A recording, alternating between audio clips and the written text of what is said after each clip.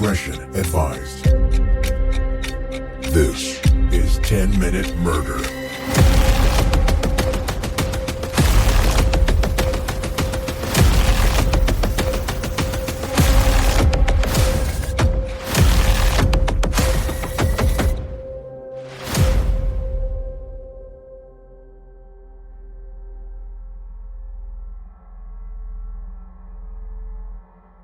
A mistress isn't just a term used for a woman having an extramarital affair.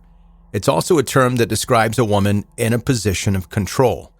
David Harris had two women in his life, a mistress and a wife. The question was, which one had more control over David? His answer would cost him his life. Clara Harris was born in Colombia. Her father was an electrical engineer determined to shield her from the poverty that surrounded them. Unfortunately, when he died, she was only 5. Her mother was a seamstress and tried her best to provide for them. Clara was a diligent student and worked hard to get through dental school. She knew her father would have been proud. She legally moved to the U.S. in the late 1980s. She completed her residency at the University of Texas School of Dentistry in Houston. She was also crowned Miss Columbia Houston at a beauty pageant. In the summer of 1991, she got a job at a dental office. It was there that she met orthodontist David Harris. He was divorced with a younger daughter. David and Clara instantly felt a connection. The two started dating, and by February 14, 1992, they were married. They had a Valentine's Day wedding fit for royalty at the Nassau Bay Hilton Hotel. The two were a power couple. They quickly opened their own practice, which did extremely well. So well that they opened more than one office. They bought expensive cars and built a home in a neighborhood with a private airstrip. Clara got along great with Lindsay, David's daughter, and wanted more children. Clara had a difficult time getting pregnant, but undergoing fertility treatments, she gave birth to twin boys in 1998, Brian and Bradley. Their life seemed to be proof that hard work pays off and dreams do come true. So how did this fairy tale romance turn into a horror movie? And when I say a horror movie, David's murder was actually caught on camera. Yes, David loved Clara, but it really depends on who you ask just how much. Some of David's friends said that he wouldn't even look at other women.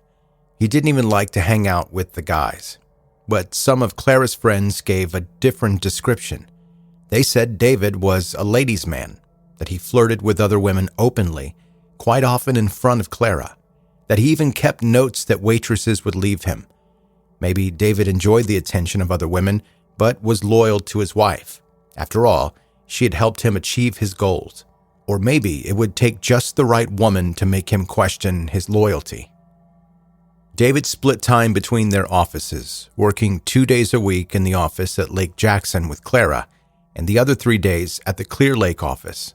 In 2001, he needed to hire a receptionist for the office where he spent most of his time. He hired a woman named Gail Bridges. She was divorced and had 3 children. It wasn't long before the other women in the office started questioning Gail's intentions. Everybody likes to be noticed for doing a good job, but she was making sure she was getting noticed by constantly flirting. Everyone in the office seemed to see what was happening, except for Clara. David and Gail started sneaking away, going to lunch together, and fondling each other in the corners of the office. David started spending late nights at work and missing events. With all the time he was spending away from home and all the money he was spending on lunches, gifts, and hotel rooms, it seems like Clara would have started to question things. But she was busy working, managing their house, and taking care of the kids. The week of July 4th, 2002, the Harris family went to Jamaica. The ladies in the office thought this would be the trip that brought David back to reality. But they were wrong. When he returned, his relationship with Gail seemed as lively as ever. Knowing it was putting her job on the line, a coworker confronted David about his blatant open actions with the receptionist. David realized his little secret was not really a secret at all, and it was just a matter of time until Clara found out. The morning of July 17th, David confessed to Clara that he had been having an affair. Clara was obviously devastated, especially when he told her that they'd been going to the very hotel where he and Clara had exchanged their wedding vows. She asked David if he wanted a divorce, and he quickly answered no. He wanted to work on their marriage and would end the relationship with his mistress. When he revealed that the other woman was his receptionist, Clara went to the office and immediately fired her. Clara asked David what was wrong with her, and he didn't hold back. He didn't even reassure her that it wasn't her fault. He gave her a list as long as the receipts from CVS. He said that while he appreciated how driven she was with her career, it often took her attention off of him. Add the kids to the mix, and he felt neglected. Maybe many men share that similar sentiment, but what he said next shocked Clara. He said she was too fat and her body had changed. Clara had been a beauty queen, and her husband was telling her that she was no longer attractive. He went on to add that he loved Gail's breast implants and how thin she was, and that she made time to show him affection. At that point, many women probably would have walked away, but Clara didn't. She took that list and started checking the boxes to give David the woman that he wanted. She canceled all of her appointments at work for that week. She hired a personal trainer, dyed her hair blonde, immediately started losing weight, joined a tanning salon, and scheduled surgery for breast augmentation and liposuction. She was completely reinventing herself for David. So when David said he felt like he owed Gail an explanation, Clara said, okay. David told her that he was going to meet her for dinner and let her know that it was over for good. Although the more Clara started to think about it, the more she started to feel uneasy about the whole idea. She went to the Blue Moon Private Detective Agency and asked them to watch her husband. On July 24th, David was supposed to meet Gail for dinner. Clara had a friend go to the restaurant where he told her they would be, and they were not there. The longer she waited, the more she worried her suspicions would be confirmed. Finally, she called the agency and asked for an update. One of their provisions on the contract was that the client could not interfere with the investigation. So when they told Clara that their PI was sitting outside a hotel where David and Gail's cars were located, they had no idea that she knew exactly which hotel they were at. That turned out to be a deadly mistake. Clara told her stepdaughter Lindsay to get in the car, and they drove to the Nassau Bay Hilton. Gail's Lincoln Navigator had a heart-shaped hitch, so it was easy to find in the parking garage. Clara broke the windshield wipers and keyed the car before marching into the lobby. She couldn't find out what room her husband was in, so Lindsay called her dad and told him one of the boys was sick and they needed him at home. A little while later, the elevator doors opened and the couple stepped out, hand in hand, far from looking like a relationship that had just ended. Clara lunged for Gail, grabbed her hair, and started punching her. Lindsay started hitting her dad with her purse, screaming, "I hate you." Guests and hotel staff stepped in and pulled them all apart. But there, in that moment, David could have tried to salvage what was left of his family. Instead, he grabbed Gail's hand and left the lobby with her. His decision was clear. Heartbroken, Clara got in her car. She pressed the accelerator as she headed towards them. Clara's Mercedes-Benz sedan made contact with David's body, and he landed 30 feet away. Clara then whipped her car around, driving over medians, and went at him again, and then hit him again. Clara got out of her car and cradled David's head, which was missing his ears and losing teeth.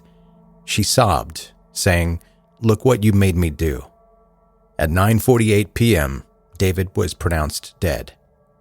A few minutes before, when the PI saw David and Gail walking out of the hotel, she started recording so that Clara would have the video to use in divorce proceedings.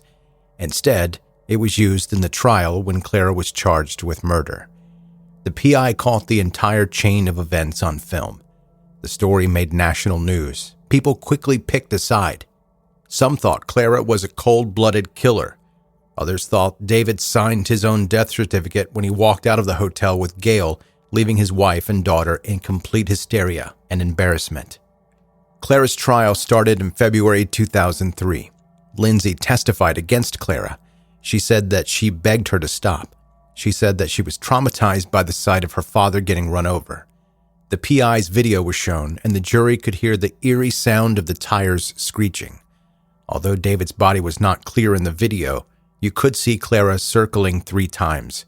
The prosecution stated that Clara used her $70,000 vehicle as a 4,000-pound murder weapon. The defense argued that it was a horrific crime of passion brought on by David's ultimate betrayal. The question wasn't whether or not Clara did it. The question was, what was her intent at the time? The jury was 9 women and 3 men. If Clara would have filed for divorce, she would have done very well. And even though many women could empathize with Clara's emotional state, they just couldn't justify her killing David. She was found guilty of murder during a crime of sudden passion on February 14, 2003. She was sentenced to 20 years in prison on the very day that would have been her wedding anniversary. In a wedding, when traditional vows are exchanged, it ends with, "Till death do us part." Clara took that last part to heart. She was not willing to let David leave her for another woman.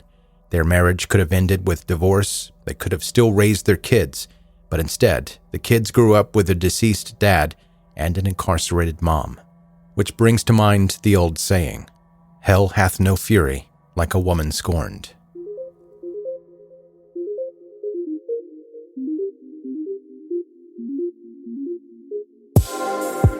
That is 10-Minute Murder for today. Brief and bingeable true crime.